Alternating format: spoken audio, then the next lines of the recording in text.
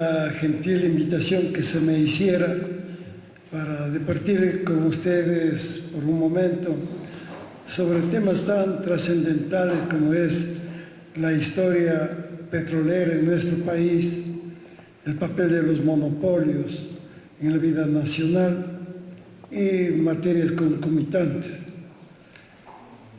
Obviamente, hablar de la historia del petróleo ecuatoriano, que se remonta cuando menos a todo el siglo XX hasta la fecha, no es fácil de hacerlo en los términos de una breve exposición. Pero aquí el amigo Pedro Páez dijo hace un momento una verdad que es también muy oportuna con relación a la historia del petróleo.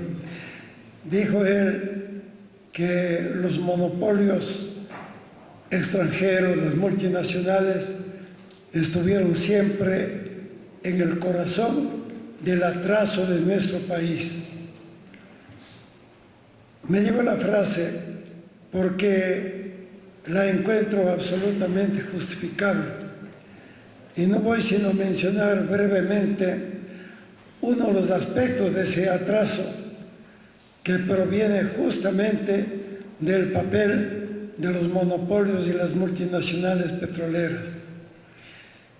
Y el aspecto al que he de referirme es a la falta de divulgación, a la desinformación que generalmente se padeció en el Ecuador por acción tanto de los monopolios como de los gobiernos que eran sus obsecuentes servidores, como también de los medios de comunicación que siempre estuvieron vinculados a tales mecanismos de poder.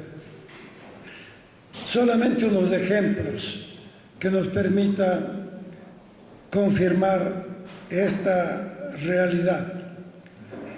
En 1920-21 llegó al Ecuador un grupo de técnicos de la Standard Oil de Nueva Jersey, Rockefeller.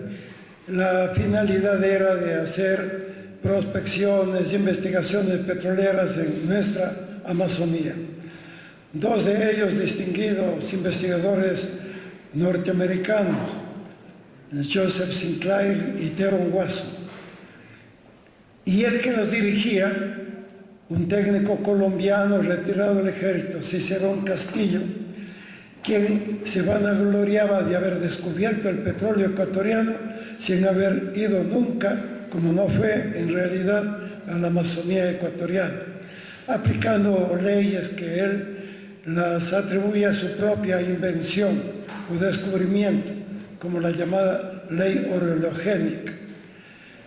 Lo interesante es que estos científicos, técnicos norteamericanos, hicieron muchas publicaciones en Estados Unidos en inglés, nunca una sola publicación en el Ecuador. Había que recuperar de revistas especializadas de allá para poder tener algún conocimiento de lo que ellos habían logrado investigar. Bajo un disfraz. El disfraz era Leonard Exploration Company, porque dado el desprestigio que tenía la Standard Oil, en cada país procuraba cambiarse de nombre. En el Ecuador era la Leonard Exploration, en el Perú la International Petroleum Company y así, Mene Grande me parece que en Venezuela. Cicerón Castillo llegó a publicar un libro llamado Geología Económica del Petróleo. Ese libro, si ustedes lo buscan, difícilmente lo encuentran. Yo tenía un ejemplar que he donado a la biblioteca del Ministerio de Relaciones Exteriores. Lo curioso de ese libro es que fue publicado en 1925 en la editorial del Diario del Comercio. Y lo importante es que allí se describe con lujo de detalles las zonas, los puntos geográficos de la Amazonía donde este conjunto de científicos y Cicerón Castillo establecieron que existía petróleo y petróleo de buena calidad. Si ustedes toman el libro, registran los accidentes geográficos que mencionan ahí, los puntos, en fin, y comparan con la historia del petróleo de la Amazonía y van a ver que no se equivocó Cicerón Castillo en ningún punto. Inclusive él nos habla ya en 1925 del petróleo del sur oriente ecuatoriano que recién está en vías de exploración y de futura explotación. Pero eso era para conocimiento de los privilegiados, no para divulgación ante las universidades, ni los medios políticos, ni periodísticos del Ecuador. Otro ejemplo, en el caso de un mapa que yo logré tener en mis manos, un mapa del Instituto Francés del Petróleo. El mapa era más o menos de procedencia hacia el año 1950, algo más. Lo interesante del mapa del Instituto Francés del Petróleo es que registraba los puntos donde las compañías extranjeras habían hecho exploraciones en el Ecuador y habían sellado pozos. Recuerdo, por ejemplo, que ahí figuraban los pozos perforados por la misma IPC que operaba en el Perú, ya con el nombre de IPC en el Ecuador en 1942. Y ahí daban los sitios donde los pozos fueron sellados. Recuerdo Santa Ana en Manabí, Tonchigua en Esmeralda. Con algún par de amigos nos dimos la tarea de recorrer y comprobar si era cierta la existencia de los pozos sellados. Y los encontramos, de acuerdo al mapa francés del petróleo. En uno de estos pozos, el de Manabí, que acabo de indicar, todavía manaba gas en abundancia. Prendimos un fósforo y se hacía una fuerte llamarada. Es decir, 30 y más años estaba emitiendo gas ese pozo que estaba sellado por alguna ranura que había quedado durante el sellamiento. Pero de esto no se conocía. Estas historias no se conocen, porque siempre los gobiernos que servían los intereses de los monopolios jugaban con el cuento de que en el Ecuador no había petróleo, que había escaso petróleo, no de explotación comercial propiamente.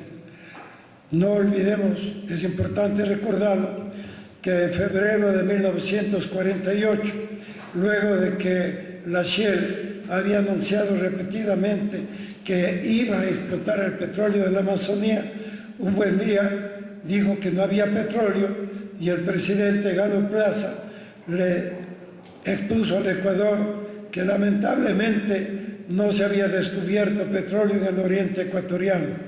Ahí es cuando expuso su famosa teoría: el oriente es un mito. El oriente, agregó, no sirve ni siquiera para la agricultura. Era protegiendo a los monopolios petroleros a fin de que estos se retiraran, como así lo hacían unos y otros, para guardar eso como reserva para el futuro. Otro caso que podríamos señalar es el caso famoso del consorcio ADA, consorcio fantasma, del cual nuestro amigo y distinguido maestro Luis Arauz podría dar muchísima información, porque fue uno de los personajes que defendió los intereses de la patria frente a esta clase de monopolios. Después de la publicación de mi libro El Festín del Petróleo, que por cierto se les ofrezco, está al fondo, después de la publicación del Festín del Petróleo, yo publiqué un libro que se llama Piratas en el Golfo, en donde ustedes pueden encontrar una serie de documentos que prueban cómo los monopolios, en este caso grupos norteamericanos monopólicos se peleaban por la posesión de los hidrocarburos, gas y petróleo de todo el Golfo de Guayaquil, con chantajes entre ellos, diciendo que se les habían robado documentos que perjudicaban a los otros, proposiciones indecentes que hacían unos a otros, diciendo repartámonos en silencio el petróleo y el gas del Golfo, porque después de todo es tan grande la existencia de estos hidrocarburos que hay para ustedes, para nosotros, por quién sabe cuánto tiempo. Todos los juegos del caso ADA terminaron bajo el gobierno de Otto Arosemena Gómez, terminaron el reparto del Golfo de Guayaquil a un grupo de 5 ilustres desconocidos, como yo los llamé, cada uno de los cuales recibió más de 250.000 hectáreas, la isla Puná incluida. 5 ilustres desconocidos, que eran uno de ellos chofer, otro vendedor de medicina y otra una señora muy decente, pero cuya profesión era la de vendedora de fritada. Y ellos, los 5 ilustres, entregaron después en traspaso al consorcio ADA. Y bueno, de eso vino la anulación, el juicio y la anulación. Se hizo un juicio en el Tribunal Segundo Especial, en la época del general Rodríguez Lara. Se condenó a los traficantes del Golfo, no tanto a Otto Arosemena, pero sí, por ejemplo, al exministro Galo Pico Mantilla, a 5 años de prisión que debía pagarlos en el penal García Moreno. No pagó un solo día, huyó del Ecuador, se fue a Venezuela a gozar de sus felicidades y cuando regresó fue elegido diputado del Partido Conservador y por acción de León Febres Cordero, presidente de la Corte Suprema de Justicia. Caso ADA.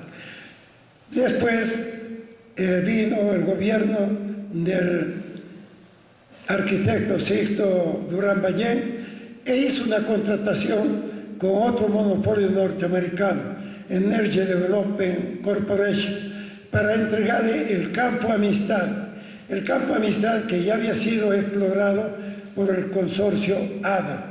Le entregó el Campo Amistad en condiciones tales, cerca de 50 años de derecho de explotación, con beneficios para el Estado que no llegaban al 10%, con toda clase de ventajas, sin siquiera cuidarse de establecer normas rigurosas para evitar el tráfico de influencias y el tráfico de las concesiones. Esta compañía ERC terminó vendiendo sus derechos a otra compañía norteamericana, Noble. La compañía Noble a la vez le contrató como operadora de la concesión. Y esto para que mantuviera a través del gasoducto la conducción del gas para la planta de Machala Power. Todo un negociado enorme, pero lo que nos interesa, el ocultamiento de la información. En el contrato firmado por Sixto Durán Ballén se estableció una cláusula que decía: toda la información proveniente de esta concesión no podrá ser divulgada sino 5 años después de que haya terminado el contrato, cuando ya se fue la compañía. Menos mal, el gobierno ecuatoriano ha recuperado esos derechos y esas concesiones.